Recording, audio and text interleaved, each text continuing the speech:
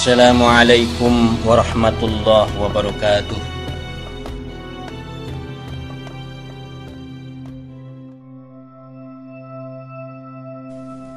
Ada satu pertanyaan yang sering kita dengar, di antaranya adalah apakah Nabi Muhammad SAW itu hidup di dalam kuburnya, dan sejauh mana pengaruh kehidupan itu terhadap kita dalam kehidupan dunia. Pertama-tama kita harus menjernihkan lebih dahulu berbagai istilah di dalam masalah ini, karena sebagian besar persoalan justru dapat diselesaikan semata-mata dengan meluruskan istilah-istilah. Apabila yang dimaksud dengan kehidupan Nabi Muhammad SAW di dalam kuburnya itu bahwa beliau tidak berpindah dari kehidupan dunia ini dan Allah Subhanahu wa taala tidak mencabut nyawanya, maka itu salah dan batil berdasarkan keterangan tegas di dalam Al-Qur'an bahwa Allah Subhanahu wa taala berfirman, "Wa ma ja'alna li basharin min qablikal khulda afa immitta fahumul khalidun." Kami tidak menjadikan hidup abadi bagi seorang manusia pun sebelum kamu, wahai Muhammad. Maka jikalau kamu mati, apakah mereka akan kekal? Demikian yang tertera dalam surah Al-Anbiya ayat 34. Bahkan pada ayat lain Allah Subhanahu wa taala berfirman, "Innaka mayyitun wa innahum mayyitun." Sesungguhnya kamu akan mati dan sesungguhnya mereka akan mati pula. Jadi Nabi Muhammad SAW sudah berpindah dari kehidupan dunia ini. Akan tetapi kepindahan beliau tidak terputus hubungan dengan kita. Rasulullah SAW berada dalam kehidupan yang lain, yaitu kehidupan para nabi. Itulah yang disebut dengan kehidupan setelah mati atau kematian, sebagaimana dinamakan oleh Nabi Muhammad SAW di dalam sabdanya, "Hayati khairul lakum tuhaddisuna wa yuhdasu lakum wa mamati khairul lakum tu'radu alayya a'malukum fama ra'aitu min khairin hamidullah wa ma ra'aitu min syarrin istaghfartullah lakum." Hidupku mengandung kebaikan bagi kalian. Kalian melakukan sesuatu dan diberikan penjelasan bagi kalian. Dan kematianku mengandung kebaikan bagi kalian. Amal-amal kalian diperlihatkan kepadaku. Apabila kebaikan yang aku lihat, aku pun mengucapkan puji syukur kepada Allah. Dan apabila keburukan yang aku lihat, aku memohonkan ampunan kepada Allah untuk kalian. Dan beliau pun bersabda pula, "Ma min ahadin yusallimu alayya illa raddallahu alayya ruhi hatta arudda alaihi salam." Tidaklah seorang pun mengucapkan salam kepadaku, melainkan Allah akan mengembalikan nyawaku sehingga aku akan membalas salamnya. Hadis ini menunjukkan adanya keterhubungan antara nyawa dan badan beliau yang mulia selama-lamanya. Karena setiap waktu pasti ada saja orang yang mengucapkan salam kepada Rasulullah. Kehidupan Nabi SAW setelah wafat tidak sama dengan kehidupan manusia lainnya.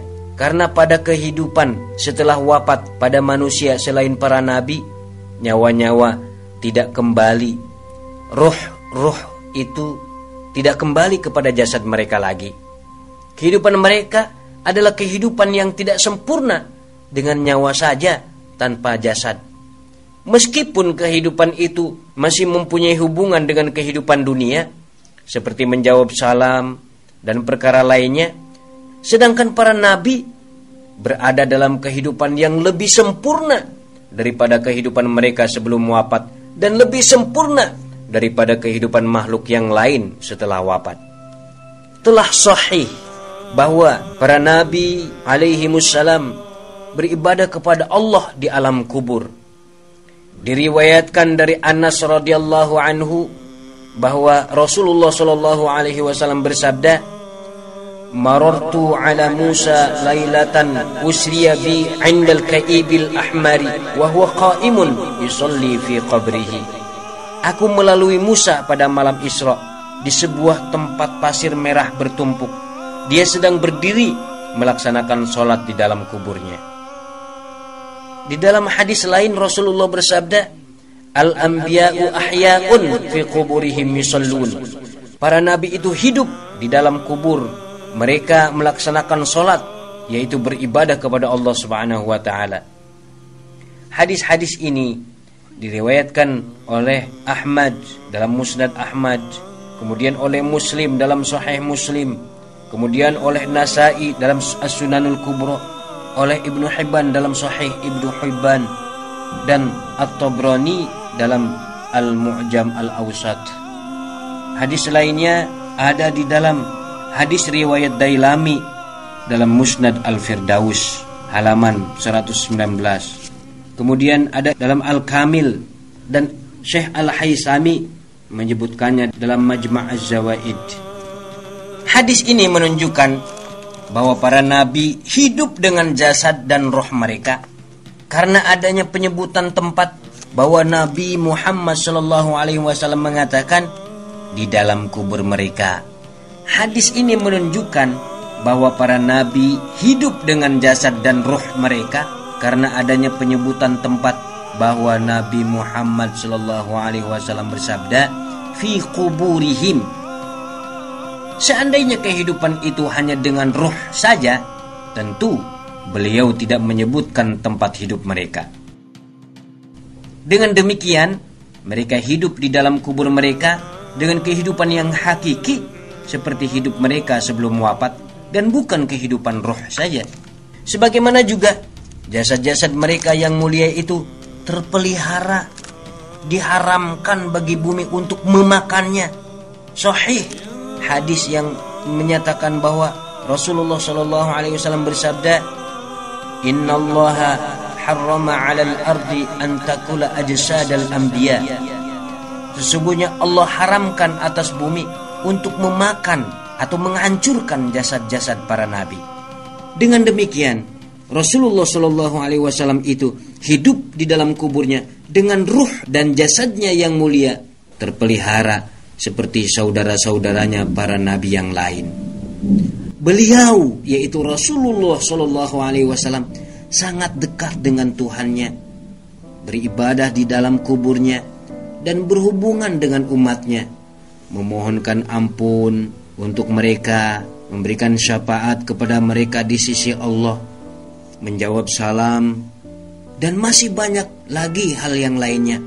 Karena itu, siapa yang mendustakan kehidupan Nabi Shallallahu Alaihi Wasallam di dalam kuburnya setelah beliau wafat, maka dia telah mendustakan hadis-hadis. Dan siapa yang mendustakan bahwa Rasulullah Shallallahu Alaihi Wasallam sudah berpindah dari kehidupan dunia kita, maka dia telah mendustakan keterangan-keterangan Al-Quran yang telah disebutkan tadi. Sikap yang tepat adalah kita menetapkan perpindahan Rasulullah Shallallahu Alaihi Wasallam dari kehidupan dunia, menetapkan bahwa Rasulullah itu hidup di dalam kuburnya, beribadah kepada Tuhannya, menjawab salam orang yang mengucapkan salam kepadanya, memberikan syafaat bagi umatnya, dan memohonkan ampunan untuk mereka. Sebagaimana itu semua telah disampaikan kepada kita oleh Nabi As-Sadiqul Masduq Rasulullah Shallallahu Alaihi Wasallam, dan Maha benar Allah dengan segala firman-Nya.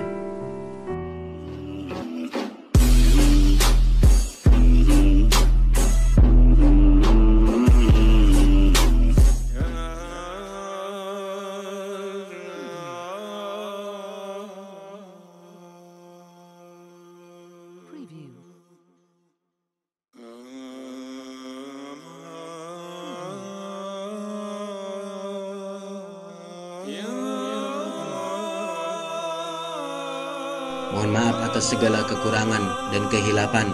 Waraubatun fil khairi khairu wa amal, birrin yazinu wal yuqas ma lam yuqal. Wallahul muwaffiq ila aqwamit tariq. Wassalamualaikum warahmatullahi wabarakatuh.